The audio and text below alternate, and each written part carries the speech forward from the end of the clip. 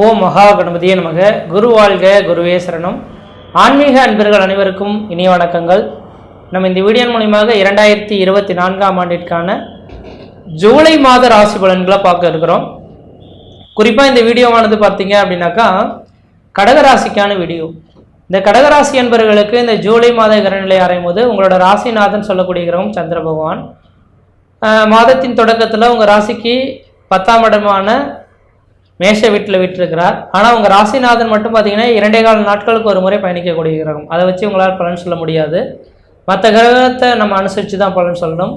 இந்த மாத காலகட்டத்தில் பார்த்தீங்கன்னாக்கா உங்கள் ராசிக்கு 5ஆம் அதிபதினு சொல்லக்கூடிய கிரகம் 12ஆம் இடத்துலையும், 7ஆம் அதிபதினு சொல்லக்கூடிய கிரகம் 8ஆம் இடத்துலையும், 9ஆம் அதிபதினு சொல்லக்கூடிய கிரகம் குரு பகவான் 11ஆம் இடத்துலையும் விட்டிருக்கிறார்.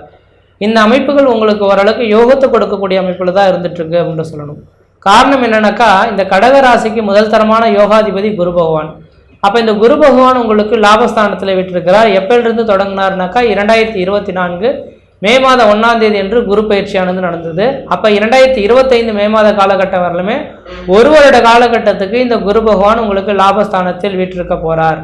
இந்த அமைப்புகள் உங்களுக்கு மிகப்பெரிய ஒரு ராஜயோக வாழ்க்கையை வழங்கக்கூடிய ஒரு காலகட்டம் உருவாகுதுன்றீங்க. சார் என்ன சார் சொல்லிட்டு இருக்கீங்க, எங்களோட சுய ஜாதகத்தில் அஷ்டமச்சனி நடக்க போகுது, நடந்துட்டுருக்குன்னு சொல்கிறாங்க. நீங்கள் சொல்லக்கூடிய கருத்துக்கள் நலமாக இருக்குன்னு சொல்கிறீங்க, நான் எதை ஏற்றுக்கிறது அப்படின்னு கேட்கக்கூடிய நபர்களுக்கு ஒரு விளக்கங்கள் நான் தெளிவாக கொடுக்க விரும்புகிறேன். இந்த ஜூலை மாத பலன்கள் ஒவ்வொரு ராசிக்குமே இந்த விளக்கங்களை நான் தெளிவாக கொடுத்துட்டு வந்துட்டுருக்கேன். அதில் குறிப்பாக சொல்லணும் அப்படின்னாக்கா இந்த கோச்சார் ரீதியான பலன்கள் உங்களோட வாழ்க்கையில் தெளிவாக சொல்ல வரங்க ஒரு 35% தான் வாழ்க்கையில் ஒத்து போகும். நான் சொல்லக்கூடிய பலன்கள் உங்களுக்கு 35% தான் ஒத்து போகும். மீதமுள்ள 65% உங்களோட சுய ஜாதகத்தின் வாயிலாக தான் நீங்கள் அனுபவிக்க முடியும். அப்போ பிறக்கும் தருவாயில் உங்களோட ஜாதகம் என்ன எழுதப்பட்ட விதிகள் இருந்ததோ அதன் அடிப்படையில் அவங்க பிறக்கும் போது இருந்த கிரக நிலைகளை இன்னைக்கு கோச்சார் ரீதியான கிரக நிலைகள் ஒன்றுடன் ஒன்று மோதி ஏற்படக்கூடிய நிகழ்வுகளை பொறுத்து தான் வாழ்க்கையில் மாற்றங்கள் ஏற்படும். இதுதான் உங்களோட உண்மையான நிகழ்வு.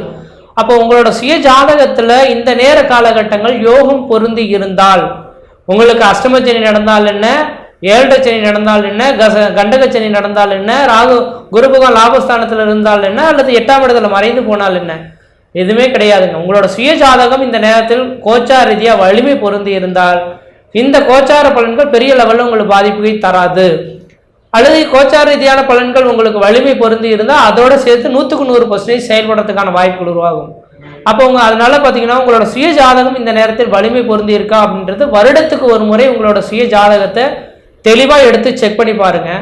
அந்த வருடத்தில் நடக்கக்கூடிய நிகழ்வுகளை துல்லியாக ஒவ்வொரு மாதமும் என்னென்ன நிகழ்வுகள் நடக்க போகுதுன்றது அந்த ஜோதிடர்கள் உங்களுக்கு தெளிவாக சொல்லியிருப்பாங்க. அப்போ அதை கேட்டு தெரிஞ்சுக்கிட்டு இந்த ஒவ்வொரு மாதத்துலையும் என்னென்ன நிகழ்வுகள் நடக்க போகுதுன்றது இந்த கோச்சார ரீதியான பலன்களோட ஒப்பிட்டு பார்த்தீங்கன்னாக்கா உங்களுக்கு வளர்ச்சிகள் பெறும். ஒருவேளை உங்களோட சுய ஜாதகத்தில் சார் இந்த வருட காலகட்டத்தில் நான் பலன் பார்த்தேன், எனக்கு கடகராசி என்பவர்களுக்கு ஓரளவுக்கு நலமாக தான் இருக்குது அப்படின்றது என்னோட சுய ஜாதகத்தில் சொன்னாங்க சார், சிறப்பாக இருக்குது, ஒரு இடத்துக்கு நலமாக இருக்குனாக்கா நான் சொல்லக்கூடிய பலன்கள் 100க்கு 100 உங்களோட வாழ்க்கையில் ஒத்து போகும். இல்லை சார் ஜோதிடம் பார்த்தோம் அதில் அந்த அளவுக்கு சிறப்பாக இல்லை, கொஞ்சம் தடைகள் இருக்குனாங்க, இந்த மாதத்துலாம் இப்படி இருக்கணும் நாங்கள் அப்படின்னா அந்த நேர காலகட்டத்தில் நான் சொல்லக்கூடிய இந்த நேரத்தில் உங்களுக்கு யோகமாக பலன்கள் இருக்குன்னு சொல்கிறேன் இல்லைங்களா, கொஞ்சம் இது தடுக்கப்படும். லாபங்கள் வருதுனாக்கா லாபங்கள் குறைக்கிறதுக்கான வாய்ப்புகளும் உண்டு. அப்போ நான் சொல்லக்கூடிய பலன்களில் 100க்கு 100% உங்களோட வாழ்க்கையில் நடக்கிறதுக்கான வாய்ப்புகள் கிடையவே கிடையாது. இது ஜோதிடம் என்பது ஒரு வகையான அனுமானங்கள். இந்த கிரகங்களோட இந்த கிரகங்கள் இணையும் காலகட்டத்தில் இதை மாதிரியான நிகழ்வுகள் ஏற்படுன்றது ஒரு அனுமானம். மழை வரப்போகுது அப்படின்றத எப்படி கணிச்சு சொல்கிறாங்களோ அதே போல் ஜோதிட நிகழ்வுகளும் பார்த்தீங்கன்னா வரக்கூடிய நிகழ்வுகளை என்ன நடக்க போகுதுன்றதை ஒரு அனுமானத்தின் விளைவாக தான் சொல்ல முடியும். 100க்கு 100% யாராலையும் உணர்த்த முடியாது. இதுதான் ஜோதிட கருத்துக்கள். ஏன்னா அன்பர்கள் கேட்கக்கூடிய விஷயங்களுக்கு ஒரு தெளிவுபடுத்துன்றதுக்காக தான் இந்த வீடியோவை நான் இந்த கருத்துக்களையும் சொல்ல விரும்புகிறேன். அதன் அடிப்படையில் உங்களோட சுய ஜாதகத்தை எடுத்து பக்கத்தில் உள்ள ஜோதிடர்கள் கொடுத்து தெளிவாக செக் பண்ணி பார்த்துக்குங்க. அந்த கருத்துக்களையும் ஒப்பிட்டு இதையும் பார்த்துக்கிறது தான் ஓரளவுக்கு நல்லாயிருக்கும். அதே வேளையில் இந்த மாத காலகட்டத்தில் தெளிவாக சொல்ல வரேங்க, உங்களுக்கு மேசத்திலிருந்து இந்த குரு பகவான் எப்போ இந்த ரிஷபர வீட்டுக்கு வந்தாரோ அந்த நேரத்திலேருந்து உங்களுக்கு கோச்சார் ரீதியான கிரக நிலைகள் வலிமை பொருந்தி இருக்குன்னு தான் சொல்லணும். ஏன்னா உங்களுக்கு முதல் தரமான யோகாதிபதியே இந்த குரு பகவான் லாபஸ்தானத்தில் வீட்டிருக்கக்கூடிய காலகட்டத்தில் பொருளாதார அபிவிருத்திகளும் குடும்ப மேன்மையும் குடும்ப ஒற்றுமையும் ஏற்படக்கூடிய காலகட்டங்கள் கடகராசி என்பவர்களுக்கு உருவாயிடுச்சு அப்படின்ற மட்டும் சொல்ல விரும்புகிறேன். அஷ்டமச்சனி தாக்கங்கள் செயல்படுமா அப்படின்னாக்கா அஷ்டமச்சனி தாக்கங்கள் செயல்பட்டாலும் கூட இந்த அஷ்டமச்சனியானது சனி பகவான் கெட்டு போய் நிற்கிறார், அதாவது வக்ரம் பெற்று உட்கார்ந்துருக்கார். அப்போ இந்த வக்ரம் பெறக்கூடிய காலகட்டங்கள் எல்லாமே ஒரு 4 மாத காலகட்டத்துக்கு அஷ்டமச்சனி தாக்கங்கள் உங்களோட வாழ்க்கையில செயல்படாது. அப்போ அஷ்டமச்சனின்னு சொன்னாங்களே, அதை வச்சு நீங்க தூக்கி போட்டுருங்க, ஒன்றும் கவலைப்பட வேண்டாம். ஏன்னா அந்த கிரகம் வலிமை பொருந்தி 8ஆம் இடத்துல இருந்தால் வண்டி வாகன தடைகள், கீழே விழுந்து சிராய்ப்பு காயங்கள் ஏற்படுது, பொருளாதார பிரச்சனைகள் ஏற்படுது, எல்லா விதிகளும் ஏற்படும். ஆனா இந்த நேர காலகட்டத்தில் இந்த சனி பகவான் பார்த்தீங்கன்னாக்கா வக்ரம் பெற்றிருக்கிறார். அப்போ வக்ரம் பெறக்கூடிய இந்த 4 மாத காலகட்டத்தில் தான் உண்மையான சொல்ல வரேங்க. தேதி வேணாலும் குறிச்சு வச்சுக்கோங்க. இந்த கடகராசி அன்பர்களுக்கு இந்த நேர காலகட்டத்திலிருந்து அக்டோபர் மாத காலகட்டம் வரலுமே குடும்பத்தில் ஒரு சுபகாரியங்களும் சுப நிகழ்ச்சிகளும் அழியா சொத்து சேர்க்கைகளும் வீடு மனைவாசல் வாங்குவதற்கும் வீடு மனைவாசல் கட்டுவதற்கும் குடிபெயர்த்துக்கும் குலதெய்வத்துக்கு செய்ய வேண்டிய சடங்குகள் செய்யறதுக்கும் ஒரு உன்னதமான காலகட்டங்கள் தொடர ஆரம்பிச்சிருச்சு. காரணம் என்னன்னாக்கா அஷ்டமச்சனி பாதிப்புகள் உங்களுக்கு இல்லாமல் குரு பகவான் பரிபூர்ண பார்வை லாபஸ்தானத்திலிருந்து உங்களுக்கு கொடுத்துட்டு இருக்கார். அப்போ குரு பகவான் பார்க்கக்கூடிய இடங்கள்லாம் புனிதமடைன்றீங்க. அப்போ உங்க ராசிக்கு 11ஆம் இடத்துல இருக்கக்கூடிய குரு பகவான் லாபஸ்தானத்திலிருந்து முயற்சி ஸ்தானத்தை பார்த்துட்டு இருக்கார். நீங்க எடுக்கக்கூடிய முயற்சிகள் உங்களுக்கு அபரிவிதமான ஒரு பலன்களை தரும். இளைய சகோதரத்தினால ஆதாயங்கள் பெறக்கூடிய காலகட்டம் உருவாகும். என்ன சிந்திக்கக்கூடிய செயல்கள் எல்லாமே நல்ல சிந்தனைகளாக உருவாகுன்றீங்க. தோல்விகள் ஏற்படுறதுக்கான வாய்ப்புகள் எல்லாம் கிடையாது. அதே போல 5ஆம் இடத்தை குரு பகவான் பார்க்கறதுனால வெகுநாட்கள் குழந்தை பேர் இல்லாத காத்திருக்கக்கூடிய நபர்களுக்கு குழந்தை பேர் உருவாகிறதுக்கான ஒரு வாய்ப்புகள் உருவாகும். பொருளாதார மேன்மைகள் பெறக்கூடிய ஒரு காலகட்டம் உருவாகும். குழந்தை செல்வத்தினால மதிப்பு, மரியாதை, கௌரவம், அந்தஸ்து, புகழ் உருவாகக்கூடிய காலகட்டம் உருவாகும். உங்களோட குழந்தைகள் பார்த்தீங்கன்னா இந்த நேரத்தில் அபரிவிதமான படிப்பு மேல அதிகமான நாட்டங்கள் உருவாகிறதுக்கான வாய்ப்புகள் உண்டு. ஏன்னா 5ஆம் இடத்தை குரு பகவான் பார்க்கறதுனால குழந்தை செல்வத்தினால மன மகிழ்ச்சியும், குழந்தைகளுக்கு மதிப்பு, மரியாதை, கௌரவம், அந்தஸ்து, புகழ் உருவாகிறது மட்டுமில்ல கல்வியில மேன்மை அடையக்கூடிய குழந்தைகளா இருப்பாங்க. அவங்களோட ஆக்டிவிட்டி பார்த்தீங்கன்னாக்க இந்த நேரத்தில் அபரிவிதமான ஒரு வளர்ச்சிகளை ஏற்படுறத பார்க்க முடியும். உங்க குலதெய்வத்தின் அருளும் பணிபூர்ணமாக உங்களுக்கு கிடைக்கிறதுக்கான வாய்ப்புகள் உண்டு.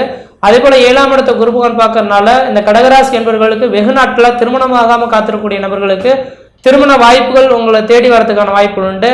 அப்ப இன்றைய இந்த ஜூலை மாதத்திலிருந்து அக்டோபர் மாதத்துக்குள்ள திருமணமாகாத நபர்கள் யாரா இருந்தாலும் தேதியை குறித்து இப்பயே திருமணத்தை முடிச்சுக்கிறது தான் ஓரளவுக்கு நல்ல பலன்களை தரும். ஏன்னா அதுக்கு பிறகு அஷ்டமச்சனி தாக்கங்கள் தொடங்கினா 2026ஆம் ஆண்டு காலகட்டம் வரலும் திருமணத்துக்கான யோக காலகட்டங்கள் இல்லாமல் போயிடும். அதனால கடகராசி என்பவர்கள் வயது வந்த நபர்கள் யாரா இருந்தாலும் இந்த ஜூலை மாதத்திலிருந்து அக்டோபர் மாதத்துக்குள்ளார நீங்க திருமணத்தை முயற்சி எடுத்தீங்கன்னா கண்டிப்பா திருமண யோகங்கள் கூடி வரும்ன்றீங்க.